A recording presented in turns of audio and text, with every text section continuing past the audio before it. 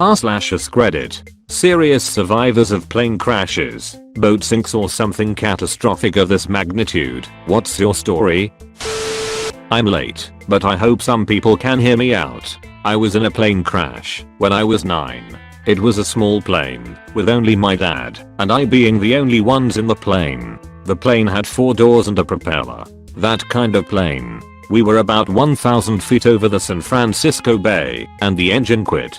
The plane proceeded to fall, as would be the case. We approached the water, my 9-year-old brain coming to grips with the concept of death and such. We hit the water, and the plane skipped a few times, and water began to flood through the floor. My dad and I got out and sat on the wing of our sinking plane for about 30 minutes, and the plane was too sunk to stay sitting on, so we had no choice other than to swim towards shore. The shoreline was miles away at least, however we had no other options. As we were swimming, mind you the water was freezing in October, another recreational pilot in a helicopter flew overhead and attempted to drop us life jackets. One was horribly off the mark, but we were able to grab one.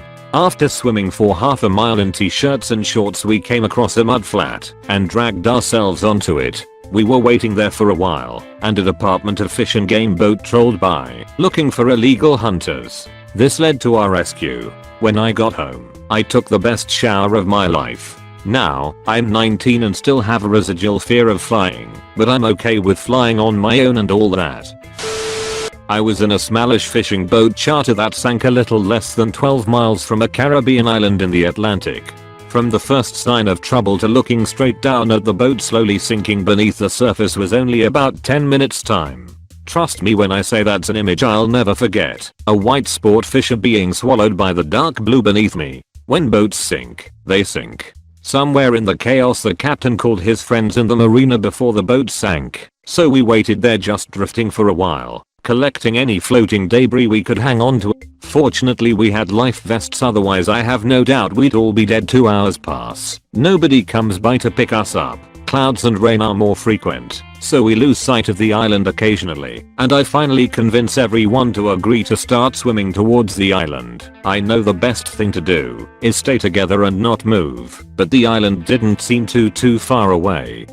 And it was obvious to me that nobody was going to find us at this point. Just as we start slowly moving, a helicopter comes and hovers somewhere between us and the island, presumably over the coordinates the captain gave his friends. I swim my ass off towards that thing, and in so doing, lose sight of the captain and first mate, so now it's just me and my sister, and then the helicopter leaves. That sucked. But, given the weather, there was almost zero chance of them spotting us, unless we were right under them. We decide our best chance at survival is to keep swimming towards the island. The whole time it's rainy, cloudy, rough seas. There was a small craft advisory. Wish we had been told that before leaving the marina, and much of the time, literally hours, we can't see the island at all and use the wind as a directional guide. That sensation of not being able to see anything but grey skies and waves with nothing to grasp onto was the toughest part. We did see another helicopter before nightfall, when the weather started clearing a bit, but it was way too far away from us. Nightfall is also when we can tell that we actually made progress and were getting closer to the island, but the darkness changes all that, as all we could look at were a handful of lights on the island and a bright spot that was probably a resort 7 or so miles to the north. Fast forward to maybe 2 or 3 AM, some 15 to 16 hours after the boat sank, and we actually get to the island. Of course it's mostly cliffs, the water is colder, being churned from the deep by the currents hitting the island, so we swim south until we can see water that isn't white. We get out of the water maybe an hour later, and can barely walk. There are some lights in the distance, but no way we were gonna get to them in our condition, so we just tried to stay warm under some trees out of the rain. No sleep, just shivering and trying to stay warm. Finally the sun comes up, and we are able to stop shivering. We can walk somewhat better now, so we start drinking from a nearby stream, assuming we'll get to help before we die from some parasite, and start hiking over the hills. I tossed my life vest into a tree just in case someone spots it. The hike takes us a few hours over 2 ridges and through some pretty thick brush. Fortunately there were a few more streams. We finally get to a makeshift farm of sorts and decide to eat some bananas from a small banana grove. That's when we spot a guy walking to work on the farm. He feeds us some crackers and water and walks up the road to call the police for us. Based on where we got to land, they changed their search and found the captain and first mate in the water shortly thereafter. We all end up in the hospital around the same time, and we finally got to escape the hospital after 36 hours and several bags of fourth fluids. There's a lot more that happened in that whole 72-hour period, but you get the idea. Funny thing, we went back about 8 months later and tried to get a boat to take us to where we got to land, but they all said it was too dangerous. It was all over the news for like 2.6 minutes, like everything these days. Even though we all survived, I still have PTSD from that event, which sucks. It's pretty well triggered when I'm on the water and it's stormy, or in airplanes and it's turbulent, and I fly all the time sigh, but PTSD be damned. I'm planning on buying a sailboat by the end of the year and sailing around the Caribbean and Central America, and if I can get enough blue water experience across the Pacific, we'll see.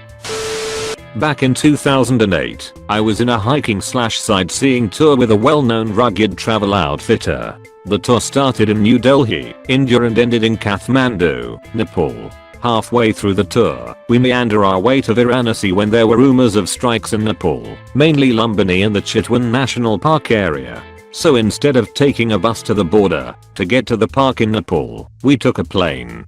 Crisis averted, right? Landed in Kathmandu, and of course the baggage handlers decided to strike. Had to wait about 5 hours to get our bags. We stayed about a day at Kathmandu, and about the strike ended, we ended up proceeding with our trip to the Chitwan National Park and staying at a homestay for a few days. After a few days of getting our fill of elephant riding, hippo watching and tiger tracking, there were rumors going around in the village about a huge strike next day with travel on the roads potentially barred with the threat of death. We all decided to head out extremely early so we would not be stuck in Chitwan for potentially days. So around 3 AM, me and 11 other members of the group and our guide and driver head out into the dark and on to Kathmandu. It was quiet for about the 15 to 20 minutes of driving in the dark, lots of meandering turns around small villages and lakes. However, that was stopped short. We saw a small minibus torched, fires burning wildly, and soon we were stopped by these masked villagers holding sticks. One of them came to the driver's side and pulled the driver out, proceeded to repeatedly smack him on his face over and over. Another masked man tried to open our passenger door. Luckily it could only be opened by one side, and luckily it was held tightly closed by a burly Australian member of our group. While this was going on, another masked man broke our back window. This resulted in a few of us crying in fear. Me, my cousin and a few other guys were thinking of breaking out of the car and tackling these masked men with skirts. Long guys. We figured the combined arms of a few Americans, Aussies and a German can take them down right. No sooner than we thought of that plan, motorcycles started roaring in close by, carrying Molotov cocktails. Shit. Our guide and the driver started pleading with them, saying we are tourists, there are women in here, and that we will go back in peace. Just let us go. They eventually let us go, told us to turn around and don't come out until the strike is over. To this day, every time I hear glass break, I cringe and remember these events clearly.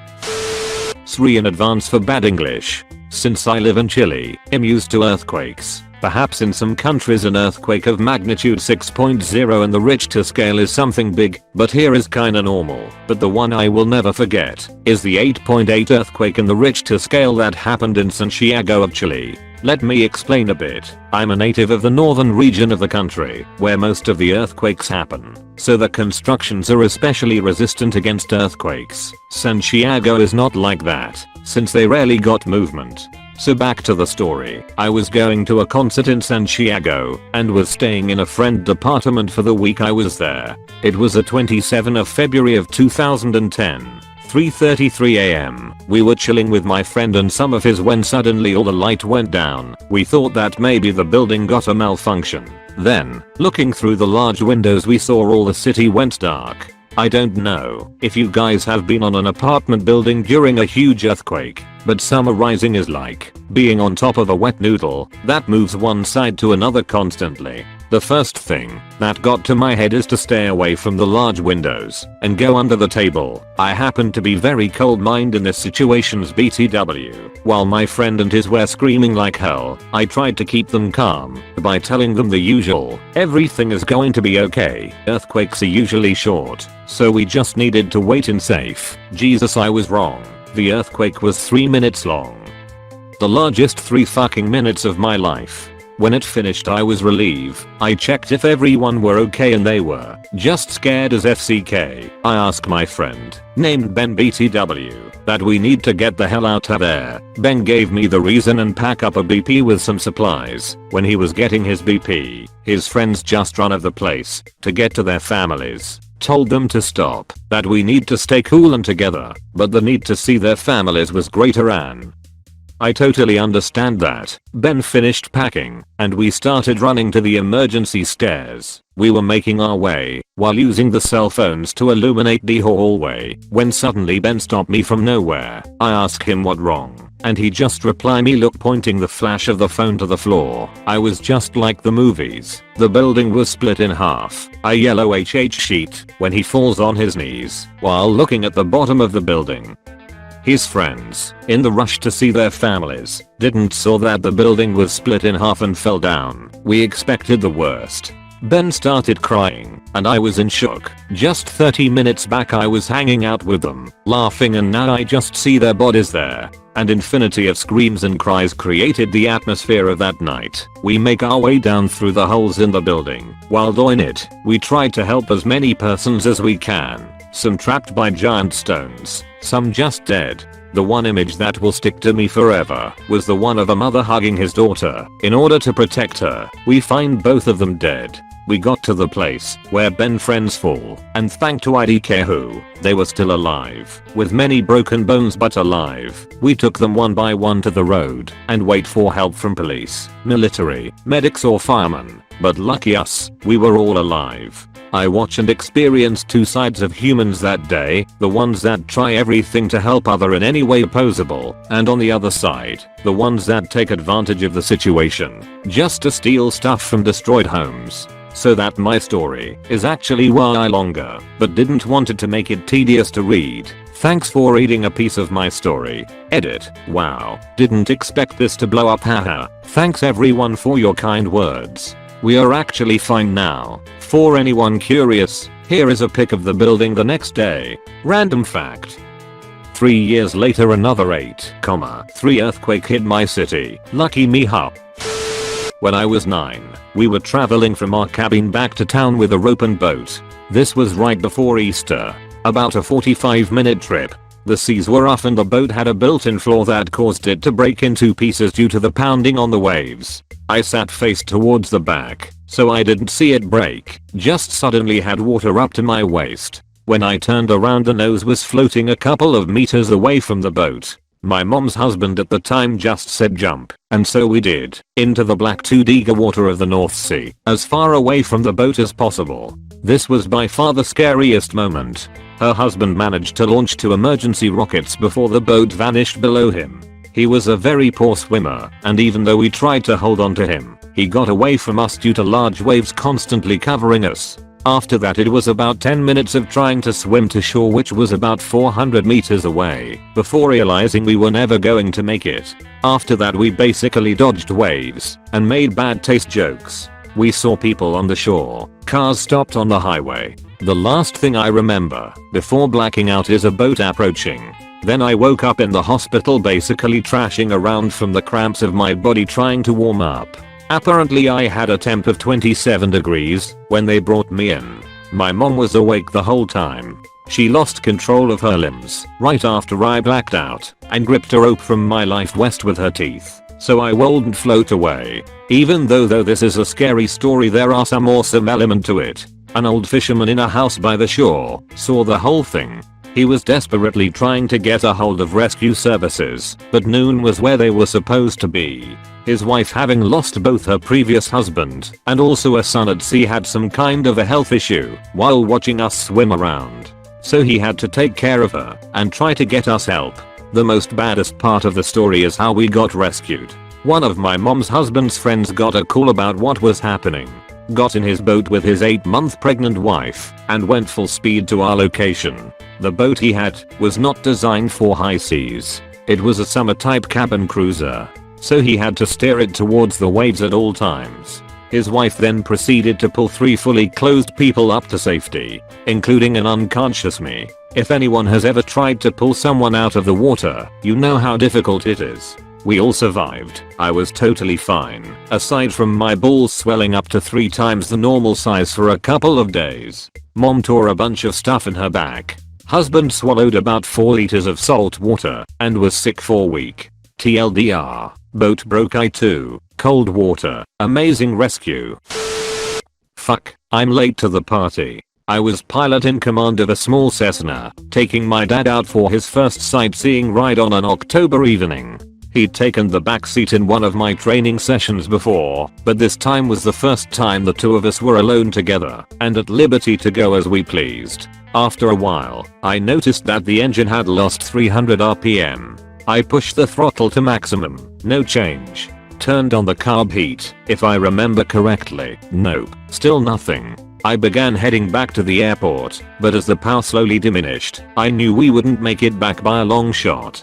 Conclusion: I had to get that bad down somewhere. It was nighttime. Beneath me were patches of fields or forest, and I couldn't tell which was which in the evening darkness. I opted for the only well-lit place in the circumstances, the freeway. I made my emergency call, got a response, told my dad what I was about to do, and proceeded to fly the airplane. By the time I was on my so-called final approach, the engine was puttering along at a measly 1000 RPM despite a full open throttle. All I had to do was to follow a slight bend in the freeway to the left, just past a viaduct, and I'd have 3 open lanes of road on which to land, and probably surprise a few drivers along the way. Huge black bars suddenly showed up in my field of vision, followed by bright white flashes of light. The aircraft had just struck high voltage power lines. By the time I was done screaming, the aircraft had rolled down in a side ditch and slammed itself against a fence. Ambulances arrived within a minute, pulled my dad and I out, and raced us to the hospital. I awoke in a dimly lit hospital room, dimly lit because of the city-wide power failure I'd just caused, which I realized once all the other lights turned on late at night and the nurses cheered at getting power back. Somehow, I didn't break anything, though I had a sore and stiff body for a few weeks, and my back became prone to locking for the next several years. My father had a few broken bones, but was judged stable and set to recover. However, he suddenly and unexpectedly succumbed to his wounds a week later. I haven't piloted an aircraft since, and have no desire to. I can be a passenger in an airliner or a commercial small aircraft without a problem, but my days of flying are over. I was on a boat that sank on the Mekong River in Southeast Asia. It was a 2-day trip with an overpass stop as it is too dangerous to be on the river after dark. We stayed in a bar and got extremely drunk as there was a serious tropical storm that knocked the power out in this tiny village on the banks of the river. The following morning we set off on the final leg of the journey really early the next day. Everyone was feeling pretty terrible after drinking way too much, so we're trying to catch a few hours nap on the boat. Around an hour or 2 into the journey the boat rolled quite heavily to one side and some cups and glasses slid off the tables and fell onto the floor, startling most people awake. We picked the stuff up off the floor and went back to sleep. I'm not really sure how much later, but the same thing happened again, but even more violently. The boat rolled so heavily I slid from one side to the other and smashed into a table on the now lower side of the boat. At this point I noticed that water had started to come over the side and was getting deeper. Everyone was looking around at each other looking pretty terrified, not knowing what to do. The water level was now at probably waist height. I told my GF to get out of the boat and swim for the banks of the river. I had to help her climb out the high side of the boat and onto the roof as the lower side was now pretty much fully submerged. At this point I realized I was stuck between the table I had smashed into and a bench that had fallen on top of my leg, with the water now getting towards shoulder height and the boat sinking pretty rapidly. I took a final breath and went down with the boat. It's hard to say how long, but it probably sank in around a minute, 2 if you were being generous. Luckily, as the boat fully sank, the benches and tables started to float and move away from each other, and I got free without too much trouble. I opened my eyes and all I could see was brown dirty water with some sunlight in the distance. I swam towards it, being careful not to knock my head on anything and knock myself out, trying to swim horizontal until I was sure I was clear from the boat before I could try for the surface. I managed to pop up not too far away from the riverbank. I looked around and saw a few of the other passengers being swirled around in the rough current, trying to grab anything that was floating to save themselves, calling out for help. I'm a pretty terrible swimmer, so realized trying to help anyone else would probably just end in them dragging me down with them, so struggled and eventually made it to the bank. I made it, but didn't have the energy to pull myself out of the water. I half got onto some rocks and waited to catch my breath. Some other passengers that made it out of the water ran over to tell me my GF was safe further downstream. The guy driving the boat had jumped in and pulled her out because she was struggling. To give some background detail, this boat was being run by a young family that lived on board. As it customary in large parts of Asia, it is considered rude to wear your shoes inside someone's house. As a consequence, we had to remove our shoes when boarding the boat. We were now trying to traverse the rocky banks of the river with no shoes, trying to find other passengers. Getting back to the main story, the captain of the boat at this stage was screaming at the river, not knowing if his wife and 2 children made it off the boat before it sank. We came across them later on. His wife had somehow managed to make it off with her baby slung over her back and her young son. After a while we had managed to flag down another passing boat. Initially they didn't stop, but I think they must have started to see random bits of floating debris from the boat and realized what had happened and came back for us. Further down the river we found more passengers that had been rescued by some local fishermen.